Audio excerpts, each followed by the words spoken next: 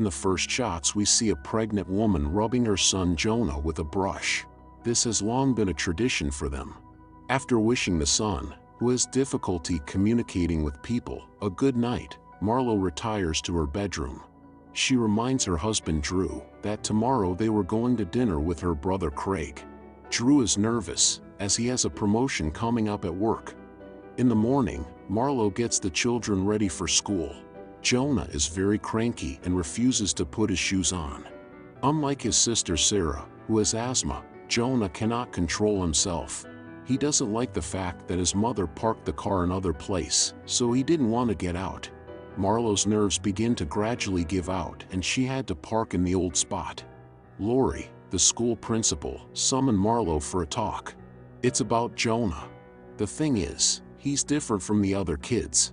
The boy takes a lot of time from teachers, and it's not fair to the other students.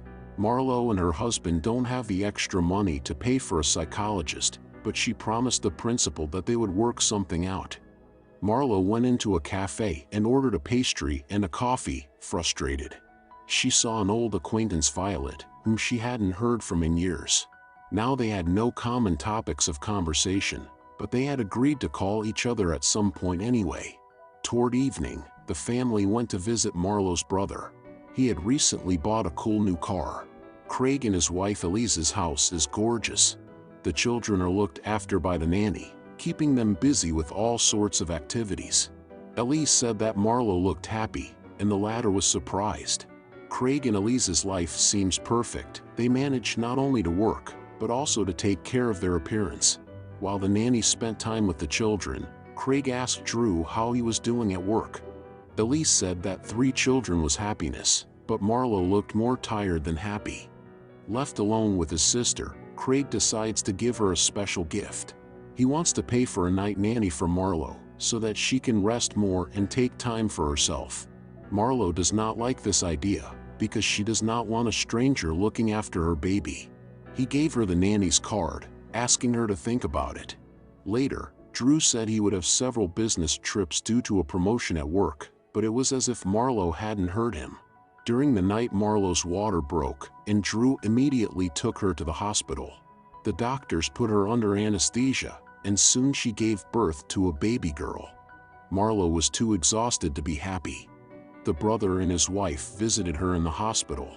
Drew had been asleep the whole time.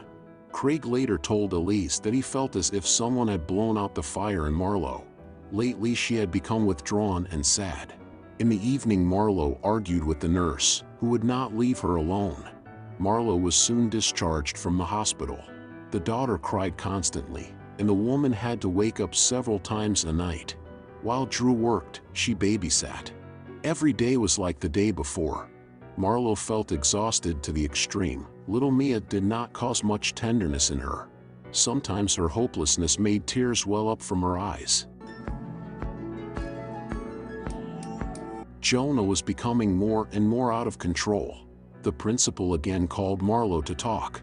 The woman knows full well that her children were only admitted to this school because of her rich brother. The principal said bluntly that they couldn't let Jonah stay with the other kids anymore. The parents needed to look for a new school for him. Marlo lost her nerve, took it out on Lori. She couldn't take that kind of life anymore. The baby was crying incessantly, and Marlo, who screamed in despair, could not calm her down. At that moment the woman remembered the card the brother had given her. Marlo didn't have time to cook, so she heated a half-cooked meal in the microwave. Drew came home from work late. The wife said she decided to call the night nanny because she couldn't do it by herself. Watching television, Marlo ate fast food. The night nanny, as arranged, arrived late at night. She turned out to be a nice girl named Tully. The first thing she did was to meet Mia.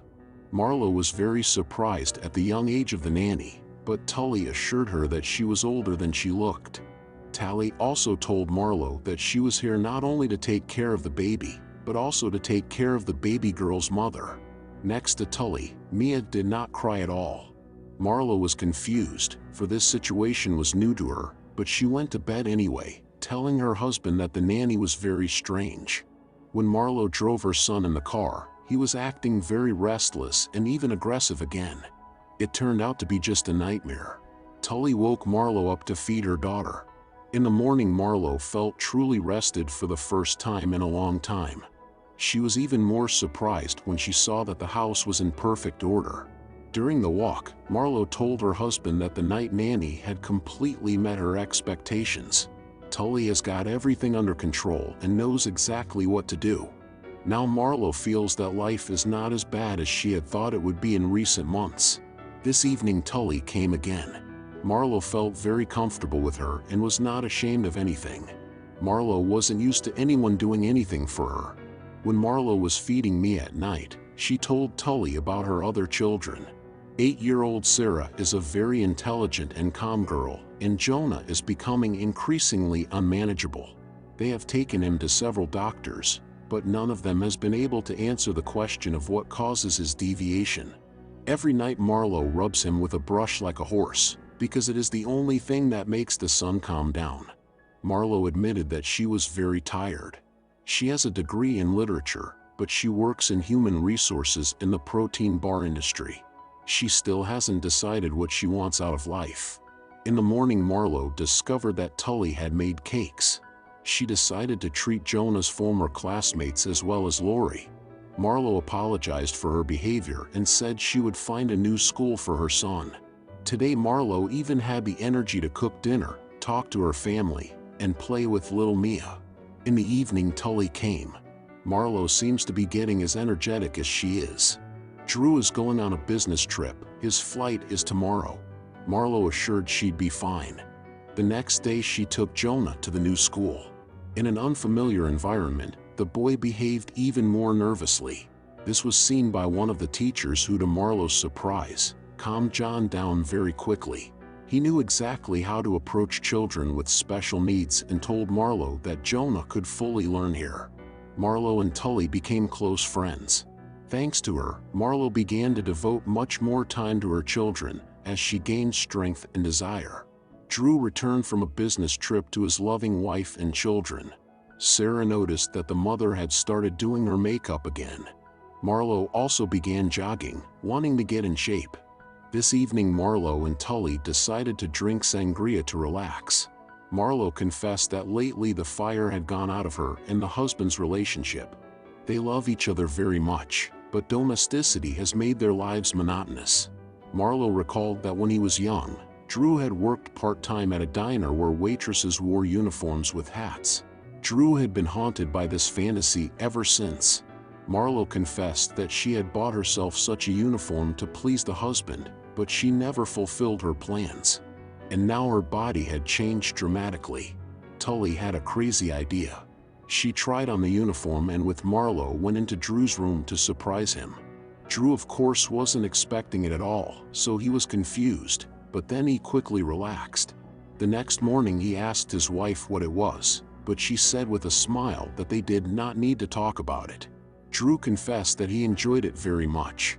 Craig and Elise hosted a children's party. The brother immediately noticed a positive change in his sister. She was now full of energy and seemed to glow from within. At home, Marlo put the children to bed. Tully was a little late. Marlo knew right away that something was wrong. The girl confessed that she had had an argument with her roommate, and she was upset about it. Tully wants to live separately and intends to tell her roommate directly, but Marlo advised her to be delicate and not to hurt her. Tully suggested that Marlo go out and have a drink since the children were asleep anyway. Besides, Drew was home.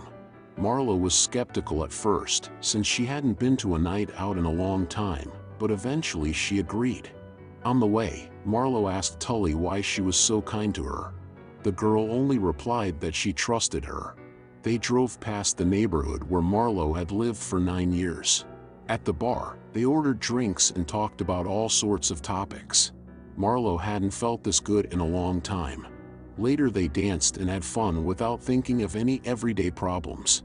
Marlo and Tully had so much in common, even their musical tastes were the same.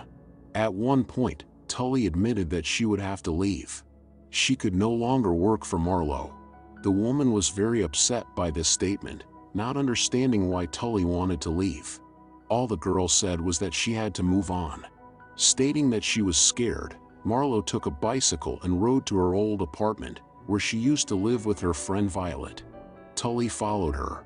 Marlo wanted to meet Violet and reminisce about old times, but Tully said she couldn't keep them company. Suddenly Marlo became ill, as her milk came. Tully took her to the nearest bar, where they locked themselves in the restroom. Marlo tried to pump the milk into the sink, but didn't get to do it.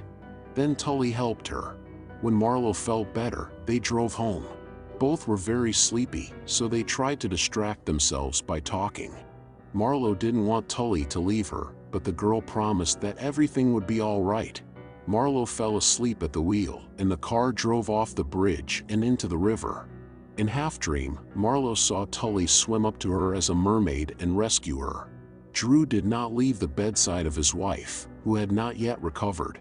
A psychiatrist called him in to talk and asked him if Marlo had had any problems before. Drew said Marlo had become depressed after the birth of the son, but now a night nanny was helping her. In recent weeks Marlo seemed energetic and cheerful. Worried Craig arrived. When Drew was asked for Marlo's maiden name, he said Tully. Turns out Marlo didn't call any night nanny. She is Tully. And all this time the woman had been babysitting, did housework and everything else on her own. No one was helping her. Tully came to Marlo, who woke up. Apparently this was their last meeting. Tully said she was here to help Marlo through a difficult period, but now she must move on. When Tully disappeared for good, Drew came in. He apologized to Marlo, believing it was all his fault. Drew was so tired of work and the children that he forgot to take care of his wife. He said he would always be there for her because he loved their family more than anything else in the world. They hugged. Having recovered, Marlo returned home. One day Jonah said he wasn't sure this brush was necessary. He just likes spending time with the mother. They hugged each other. Now Marlo tried to enjoy every moment of her life. From now on, she and Drew do